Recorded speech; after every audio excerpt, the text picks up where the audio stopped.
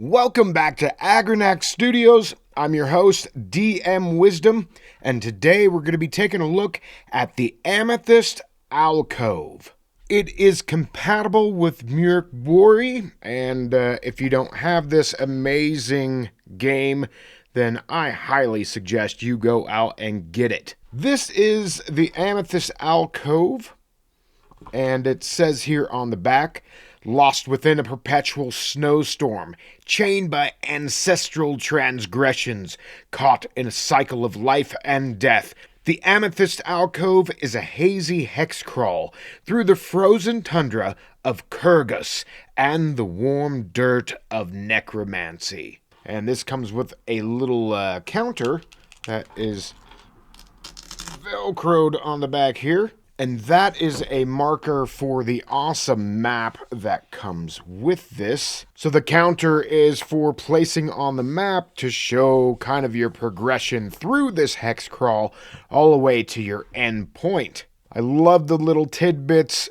Really nice touch. The words and design are by Eli Herman. We have the cover by Sheppy Rodriguez and the map by Faith Murphy. And this is from Portal Jester Productions, and I did a review on their last product called 3 Weeks in the Streets, and you can see that on the card right up here if you'd like to see what else that they've got going on. They sent me another copy of it because, they had changed the cover, and it comes with some other tidbits. So there's more to this, and that looks like a new piece of art as well. Anyways, take a look at that video. This product also comes with the Amethyst Alcove Plague Relic, a Dungeon Synth tape. Let's open this up here. So lots of nice little touches here. The tape itself. And it also has MP3s, so if you don't have a cassette player, then you're not going to be SOL. Nice interior here, art, and lots of folds. Man, that is a really cool, just sickly looking goat right there. Hell yeah. Very awesome. Okay, let's get into the meat of the book. I'm attempting to avoid any spoilers while showing enough of this adventure for viewers to decide if it's worth it for you. It's set in the frozen region of Cirix, which is talked about in the main MÖRK book. And there's a brief history here establishing the adventure, a flow chart showing the progression. I like that the adventure isn't simply, here's the dungeon.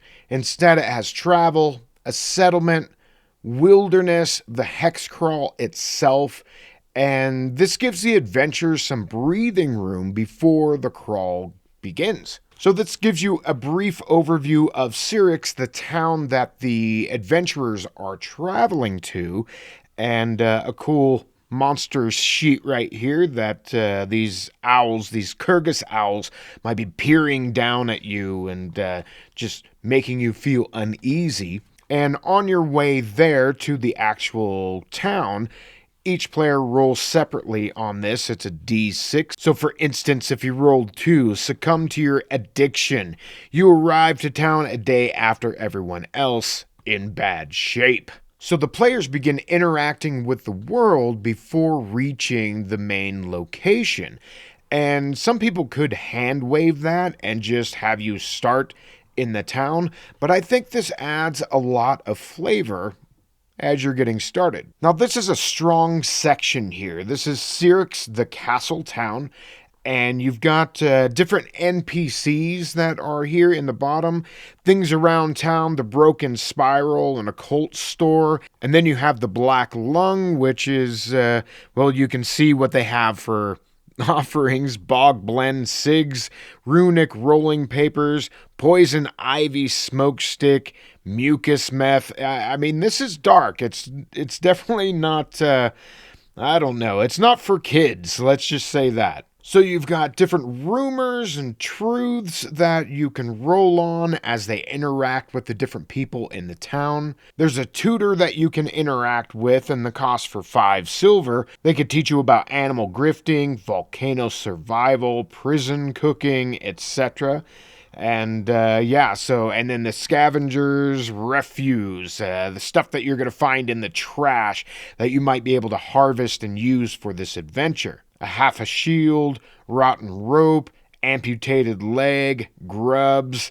So it's really getting into that gritty, nasty darkness that is so MÖRK. And honestly, this is material that you could use even outside of this adventure. Lot of flavor here. Here's 2 other locations. Neckrubel's Nipples, which is a sleepy tavern known for its lax rules and open use of opium. And here's the different things that they offer. And then a godless church. I really appreciate that this isn't just walls of text. The layout constantly changes.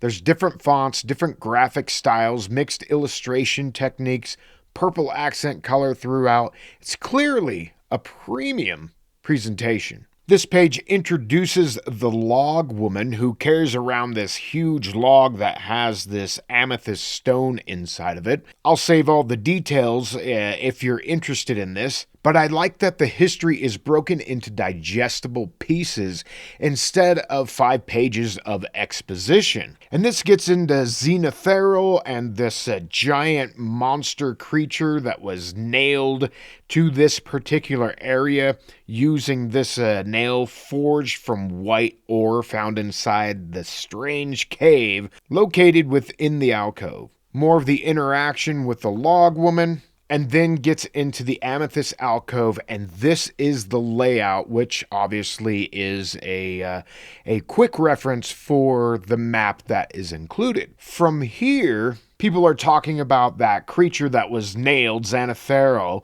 and his soul was trapped in a mighty dark wood tree. So it talks about finding the stump, etc., and then talks about the necrosis pillars, which I believe are the actual place that he is at, right here. And then it breaks down into the encounters. Here's the secrets of the alcove, and you can roll 2d4 on these different charts that gives you a little bit of random encounters, like a snarling dog, its owner is nearby and heavily armed, or a wandering trader, she only buys and sells organs.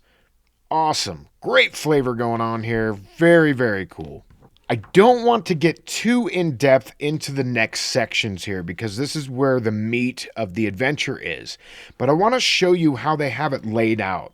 Usually in a control panel format, or it's 1 page for each one of the hexes. So you're not going to have to flip back and forth trying to find different things, which is a really slick way to do all of this. I really dig the art, the purple splashes. It really gives just a sense that this is a complete package. I don't know. It's just really nice. I mean, this picture right here is friggin' awesome. I mean, they're using public domain art and then doing these artistic renderings around it. And I think that's a really smart way to use public domain art rather than just slapping a picture from some dead artist into your book. Now, this hex crawl mixes exploration, strange magical phenomena, unique monsters, and environmental storytelling. It's not simply room after room of combat. There's a lot of atmosphere. There's pacing that's happening, discoveries, unique encounters. And I thought this was really friggin' cool, and I may steal this sort of idea for the Sawwing campaign, the homebrew campaign that I'm developing. Oh, by the way, sign up for the Sawwing newsletter. There's a link down in the dungeon. And yeah, the setting is my own little slice of Halloween. So make sure you do that. But this is the Silver Suicide Beetle. Exceedingly rare because they're always trying so hard to kill themselves. Save one by testing an agility DR17.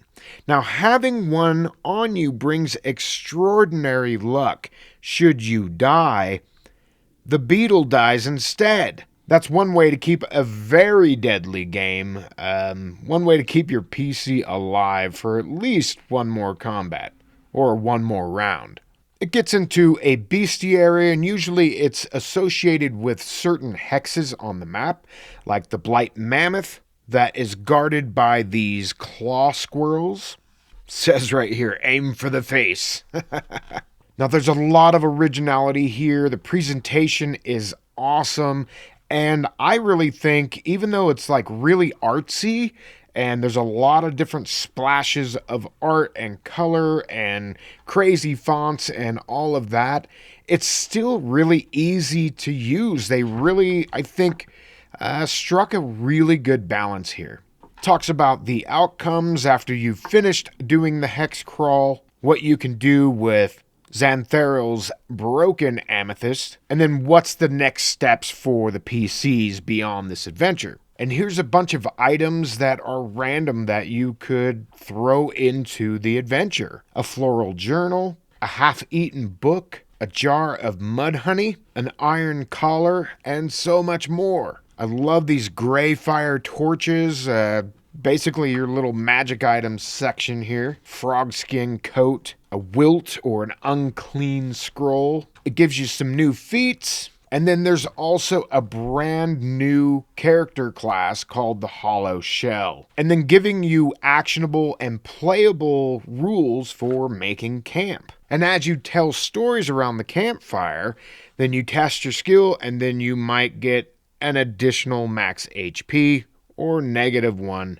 max HP. Gives the game master some things to chew on, such as how did we get here when that question arises, and travel and encounters, where's the combat, etc. So good advice for running this particular adventure. And then giving shout out to one of their musical inspirations, and that is the band Weed Eater, and specifically the song Jason the Dragon. Now, I did want to give you a sampling of the soundtrack, so here it is while I flip a little bit through this book.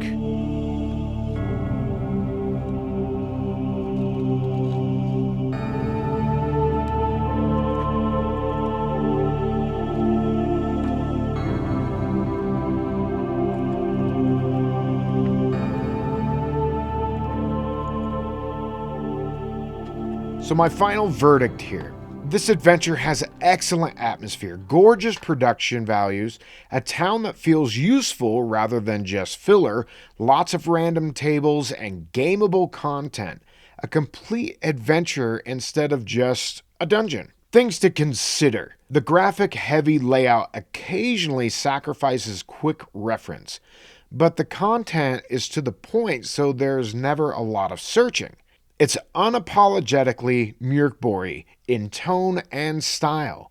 Referees who prefer minimalist layouts may find it visually busy, but it's still minimalist as far as a graphic sort of presentation goes. Who's this for? MÖRK GMs looking for a substantial adventure, fans of highly atmospheric, art-forward RPG books, and referees who enjoy adventures with travel, settlements, and exploration, not just room-to-room dungeon crawls. Would I run this? Absolutely. What a great adventure, and yeah, I'm excited to get it to the table. I'd like to thank my Patreon supporters for making this video possible. Without you, none of this happens, so thank you. All right, everyone, thanks for stopping by Agranak Studios today, and we'll see you on the next one. Later!